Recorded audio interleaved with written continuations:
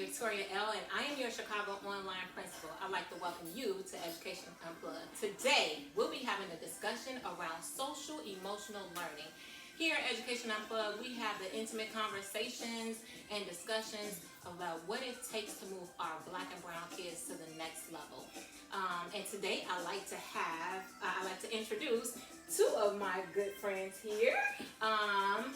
You want to introduce yourself? Yes, I am Tonda, and I've been in education 15 plus years. What's your role? I am a school counselor, professional school counselor. All right, go for it. And I am Glenda, and I've been in education for 20 plus years. 11 of those years have been in the school counseling role, and I am also a professional school counselor. Yes. All right. Okay, today we are talking about social emotional learning, right? The acronym's SEL. It's such a hot topic especially now in schools, but it's something that's been in schools for years and for years. And I know that we're still working trying to get it right? So I would like you guys have that part of the conversation. What is social emotional learning? Just look at it as if I'm someone who's never heard of this before. What would you describe social emotional learning as? So social emotional learning is the platform or the umbrella in which you have different characteristics or developmental stages and supports under social emotional learning. And one of those characteristics is self-awareness, character development. What else do we deal with? Career, job readiness. And so when we talk about SEL, social emotional learning, that's as Yvette said, the umbrella. But there are so many things that happens up under that umbrella. And so more importantly, we want to address those social emotional needs so that students can concentrate on learning, right? Because if you are suffering, for example, from some trauma, it's no way I can teach you as a teacher and I'm not dealing or tapping into what's happening with you. And it's like Netflix, New Amsterdam, he's over the hospital. He always says, how can I help? So I say that to say we don't really know how to help until we can address what's wrong emotionally. Okay. It's so interesting you say that because when I think about this, and I'm about to date myself in years, like when I was in school, nobody cared about why you came in school, why you came in class, right? Like angry or you just set your butt down and you're going to go to class and you're going to get the work done, right? Follow the rules, get it happen. Get the work done, make it happen. Why now? Why? And I'm saying now, and I shouldn't say that because Castle Standards came out in 1987. I was in 8th grade. Illinois Learning Social Emotional Standards came out 20 years ago, right? And there are so many schools that still are trying to push to get there to address social emotional learning of students. Why is it even more important now to address those needs of students or that area? And on top of that, is every student's needs socially emotionally being met? So I feel like it's a really big push as we're thinking generational. So back in the day, we weren't professional school counselors. We were called guidance counselors. So the role looked completely different. So the role looked different in which the supports look different as well. So back when we were younger, we didn't, the counselors weren't focusing on the personal or the career or so it was just more of one of those, like put a Band-Aid on it, let me talk to you, and you go out our resources and then you go back to class. As we move along, years have come down, we talk about Castle, we also have ASCA, the ASCA model. So I feel like ASCA model was really pushed throughout our training and trying to understand how to create a comprehensive school counseling program. And when you using the ASCA model, it does cover those 3 areas: the career development, the career, personal, social, emotional, and and all those things. Because if we don't deal with the students' emotions, and we're just dealing with the emotions, that's just one part of a kid. We want to deal with the whole child. So we want to make sure that we are preparing them for the future. So not just dealing with this kid is having an issue, but why? Let's dig a little bit deeper. Is it something that's happening academically? Is it something that's happening personally? Is it something that's happening? So it's so many different areas that we want to tap into, just trying to identify what are the specific specific needs. Yeah. And you know, it's so crazy when you speak about generational, right? Because that is a key. Because I remember, this year we did, the wellness team, we did a parent coffee chat. And we just talked about our roles and what we, do and some of the things we want to do for the year. And one of the things I asked the parents was, who had a school counselor when do you even remember having a school? Because how about I don't even remember the social worker. No. No. So I guess what I'm saying is that when you speak generationally, it's also about how you were raised. We were raised like you go to school, you follow the rules, and that is it. If you went to school sad, you'll be okay. Dry your tears up. Don't tell nobody our business. And don't tell nobody our business, right? So that was kind of how. So we were kind of like trained that way. You know what I mean? And so then they began to put school counselors in elementary schools, and it's still across the board.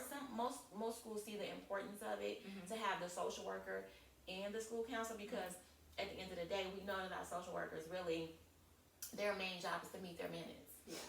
They have a caseload, and so while they can't service the general population, they have a mandate in which they are supposed to meet. So that's probably a whole nother podcast, but they see the importance of it, and so we say all the time, like, some of these kids are kind of raised differently. So yeah. So tell me this then. What does that look like, right?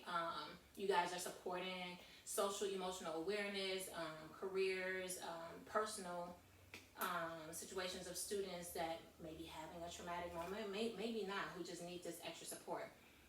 What does that look like? I'm a student and I'm coming in and I'm lit today. Like, don't talk to me, whatever the deal is. Like, I'm out of character. How does your role support me in that moment? Everyone knows I walked in the door out of character. I don't want to talk to nobody. Leave me alone. Everything that we experience with little people, sometimes they, and sometimes older students come in and they just feel some type of way. What do you do?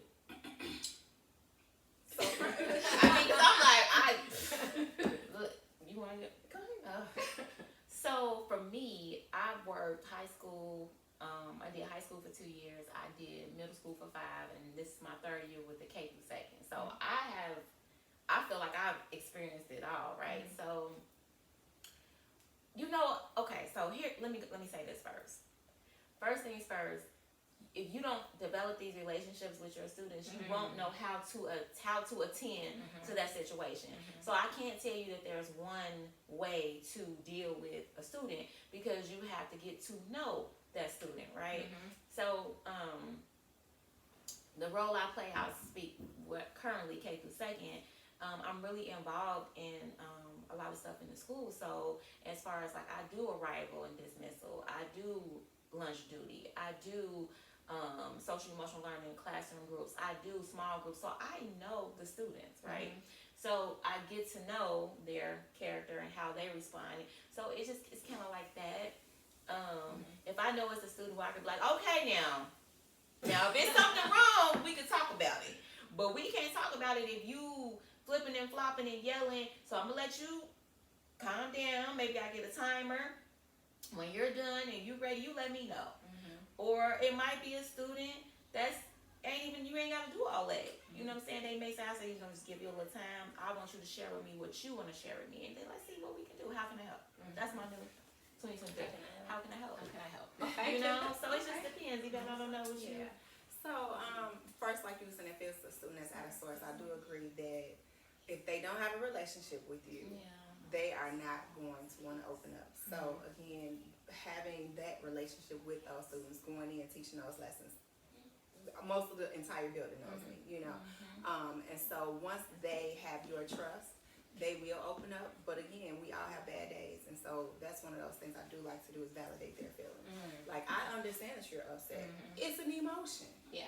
But what are we gonna do with it? You can't come in here and tell my room up, but you can't come in That here part. and figure it out. If that means you don't want me talking to you, I won't. But when you're ready, I'll be available. So allowing them to know that there is a space for them to come and like release. However, when we are in the real world, you can't go out and tear up things. So your feelings are valid, but it's what you do with them. So let me tap into that. Your feelings are valid. How do you validate them? So for instance, again, I came in this class in the school. I'm lit. I'm crying. I'm upset.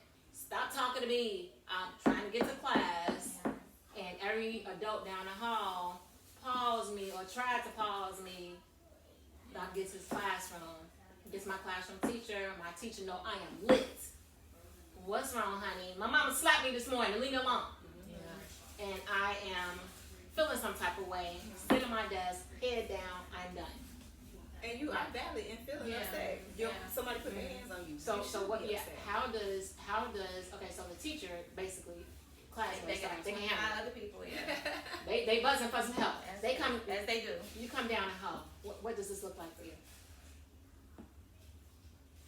So you No, I just again. So every situation is different. Yeah. And I just think that for me, I try to peep the scene. I try to see what's happening with the teacher, what's happening with the student, what's happening around. Can you tell me a little bit? Is it a situation where we got to remove the kids from the classroom so that you and I can be in the class? Because I've had to do that. Yeah. Like, can you take them for a walk to the bathroom or to the, because I've had to do that, or is it a situation where I can just walk up to your desk and say, can you just please come? I know you upset, but can you just come talk to me? And if you don't feel like talking, but I just don't want you like this out here. So again, I talk to my students a certain way, and I don't want you out here like this. Yeah. Like, so I think sometimes you just gotta meet people where they are. Yeah, I like that. You know what I mean? Like, I don't want you out here like this. You crying stuff. We ain't showing everybody what's going on. We can just do this in private. So, do you want to just go to my office or something? Or we can go to data room 1. It just depends where we at. Okay. So for me, it's just like meeting them where they are, seeing if how can I respond to this situation quickly? What should we do? You know what I mean? Real fast. And how do you validate their feelings in that moment? Sometimes you just gotta be quiet. You just gotta be quiet. You gotta be still. Whatever they want, that's what we do at that moment. It's your show.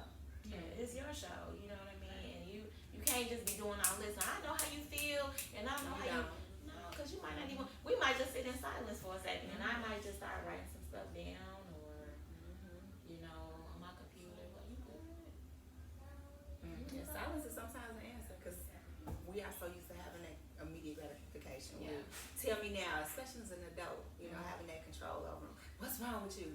They may not be ready to talk. They may not even know what they feeling. Sometimes they may not even feel process it. Like I don't know how I'm feeling. I'm just mad. But I like what you said when you said sometimes you just have to allot the space. That's it. Yeah, I wanted to get back to that. You talked about space to release. What does in a school building, like a lot of kids may not even know this, right? Even parents, and I'm going to get to the whole parent aspect of this, about how do we explain SEL to families too, but let's talk about what does a space to release look like for the students? Like, is there a formal space? Like, I'm getting ready to go to Ms. Tanya's office. Like, what does that space to release look like? Or what could it look like, for schools who may not have an official space? I've worked in a couple of different buildings. Like I said, I worked in high school, middle school, and when I worked in high school, we didn't have like a relaxed room, or I had this huge office now where you can sit across from me, or we can sit at the table, and I won't say it was the most comfortable. Then in middle school, of course, and again, I had an office. I applied for some things, didn't get it, but to try to make it more of a budget, right? So, but I will say, where I am now, K through second, we actually have a whole room that has like relaxing chairs and like the I don't know what you call it, like it lights up and it's like fishes going all down and just a lot of things, a plush rug on the floor. You may need that space, so we do have something like that, which I'm happy they do, right? Because we talking about the little ones who they're like all over the place. I don't even know how to process what I'm feeling, but I'm angry or I'm sad. So they do have that, and then we also have just like a room full of like things you can feel, you can touch, you can draw, you can play with a doll. Again, I want to remind of the age group, but they have taking the time to invest in getting those things for a kid. So it's a shame, but when you ask that question, you're not gonna walk in every building and see that. Right. So it's hard to answer the question when you say, what does that space look like? Yeah. Okay, answer for every building.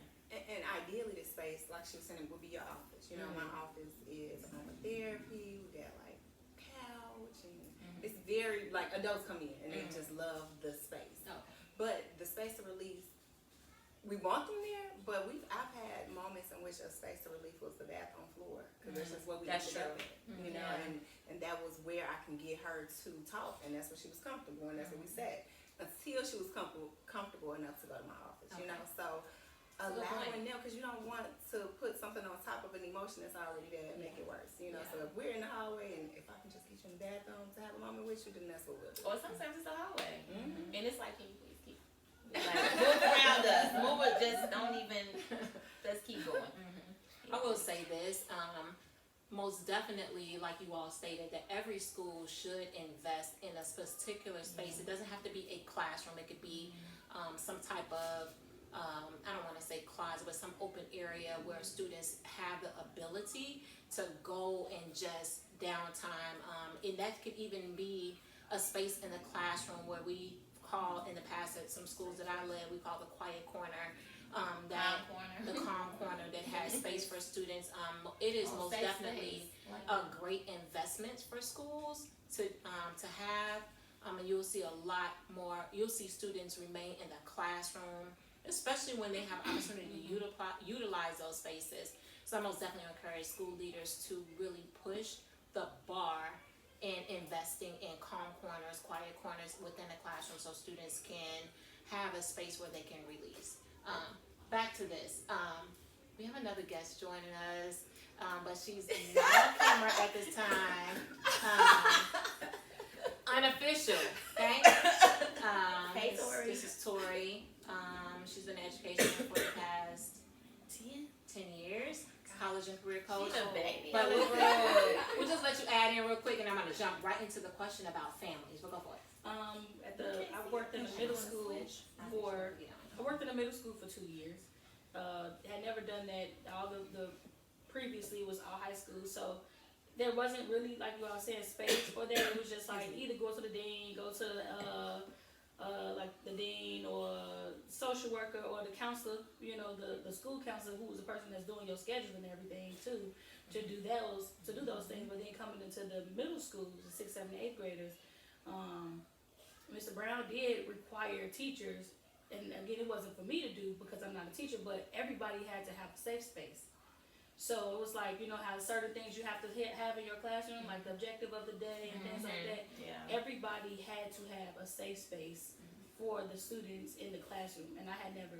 What does that mean, safe space? So if like we always talking about, like if somebody's not having the best day, or if something like they sneak and get on their phones here and there, so they might read something, they might see something, or they might just be having a moment where it's like, why don't you go over there in the corner, and you know, you just take a breather in a safe space. And it looks different for every classroom just because of how the classroom is set up.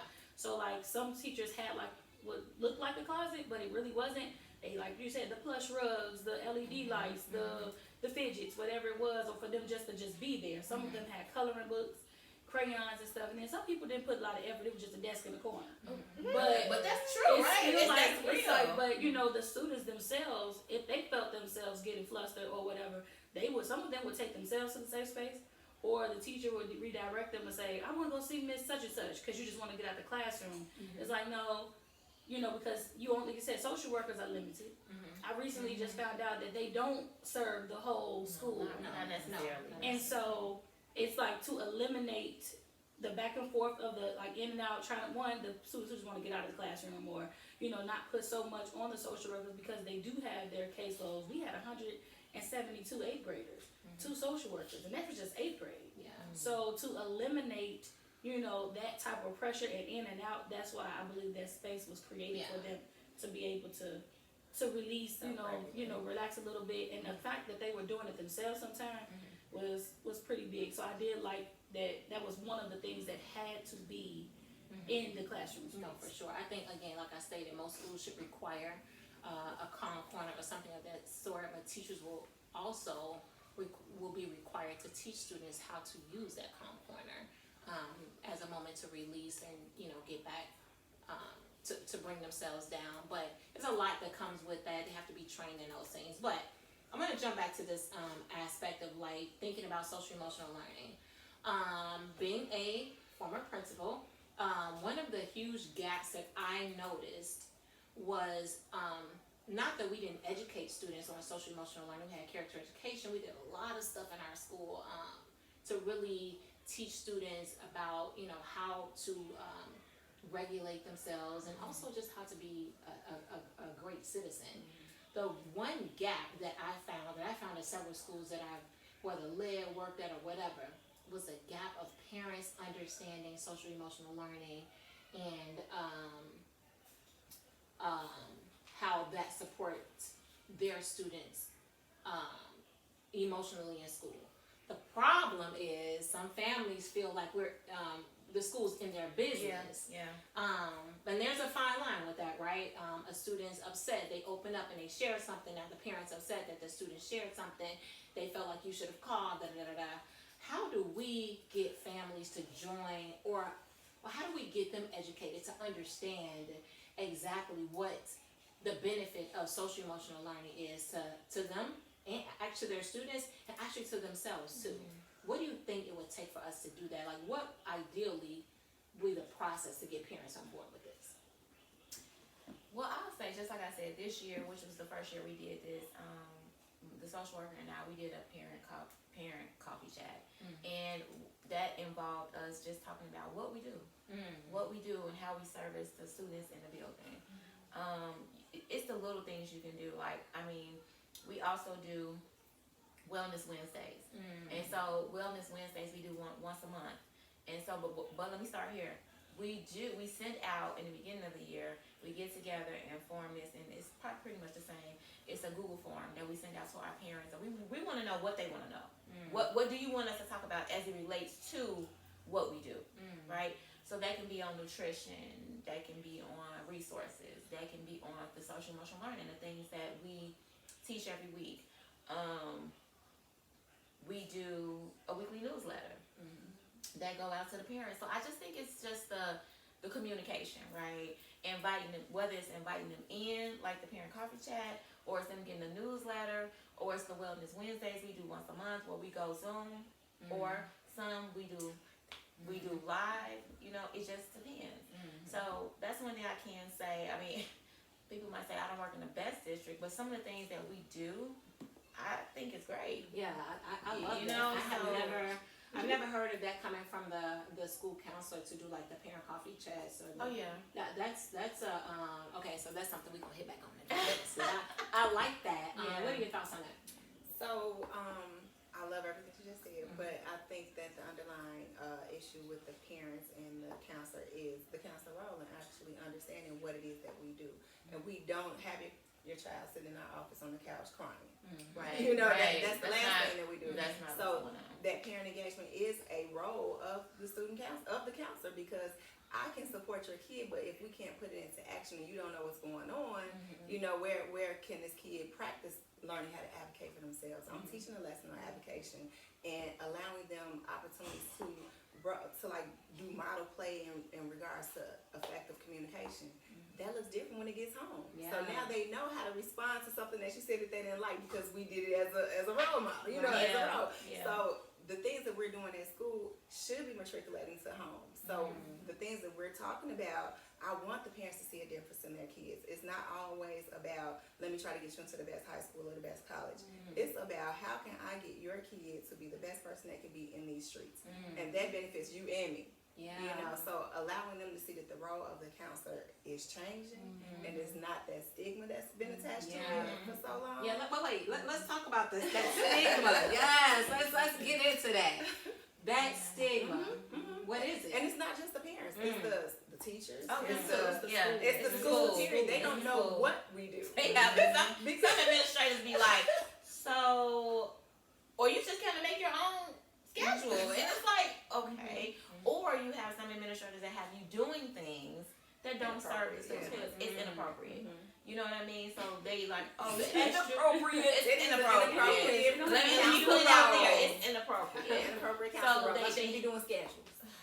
Well, and so that's the thing. So in high school, oh my God, most of my job scheduling. was scheduling. Yeah. I or scheduling college. Those were important, but the schedule drove me. I learned how to do it, no doubt, but it drove me crazy. I spent lots of days, lots of hours, and then you think like once it's done, it's done. No. And that's taking away time from No. kids. I think parents too need to understand, like, you know how like it may sound crazy, but I think parents need PDs too. Oh yeah, for Really do. sure. For Like, sure. you know, they do, and maybe not as deep as what we have to have, like in the building and stuff.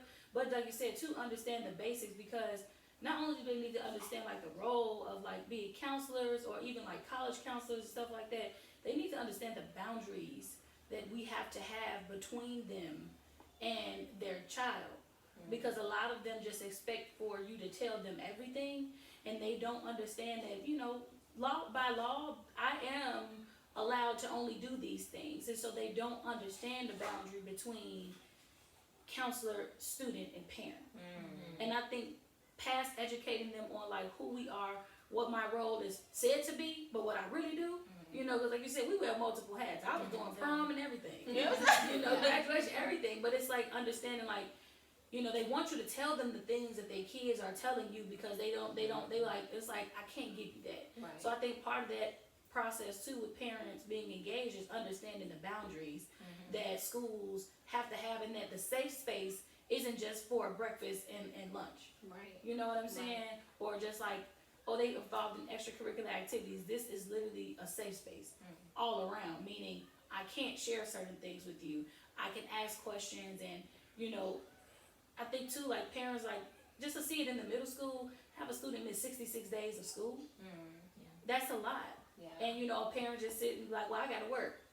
You know, it's like that affects so much more. And again, times have changed, because back in the day, the truancy people would have been at the Knocking door. at the door. Yes, they would have. Knocking at the door. And so I think Yeah. the parents need to understand, like, we can only do so much, but we can't do one what we don't know, what they don't share, and they may not feel comfortable, but it's like, I have to know some of these things in order to be able to move the way I move, because you miss 66 days in school, as far as I'm concerned, you just ain't coming.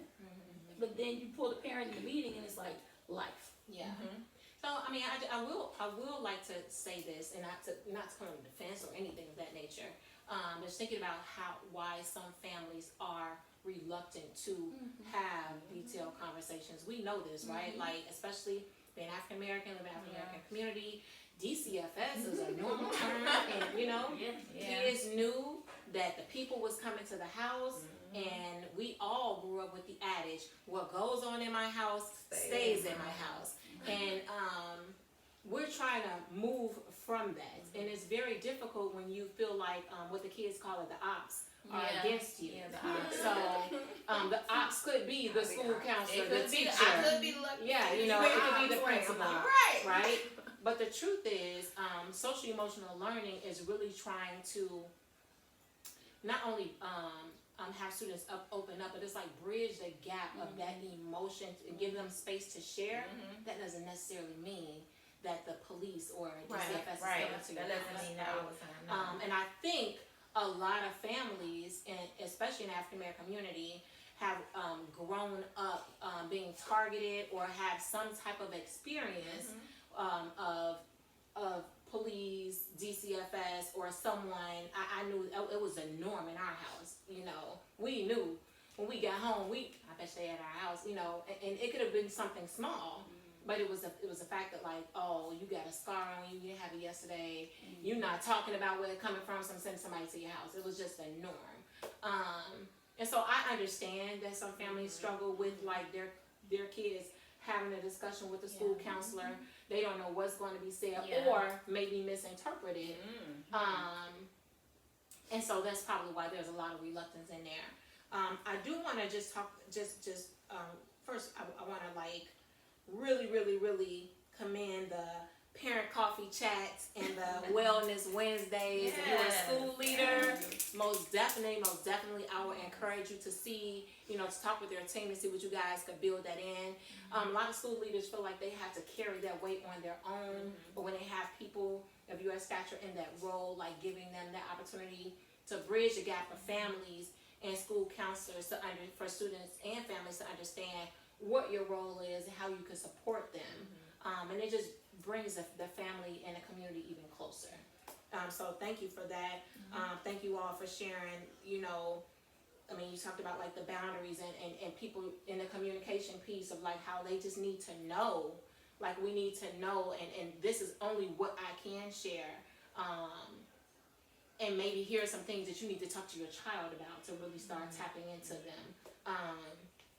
But I will say in the midst of this entire conversation, this is a fine line that families walk, that students walk. They want to share, but they don't want to share too much, you know? That parents, you know, their parents and families may be going through a situation, but they don't want to share too much because, you know, they don't want someone knocking on their door because of X, Y, and Z. But the truth is, you guys are here to help and to support. How can I help? Yeah, how can I help? I Really, love it. really like to help Right. and How can I support help? families. And I think when schools start to do a better job of introducing your role into the atmosphere up front at the beginning of the school year, given the opportunities to have those coffee chats and wellness Wednesdays, that more families will partner with the schools instead of looking at schools being, you know, schools being like the ops as the kids call it. Us being ops. It's But Victoria L., your Chicago Online Principal. I hope you enjoyed this episode of Education Unplugged. Please like and subscribe. And if you're interested in being a guest, please reach out to me on my YouTube channel. Thank you.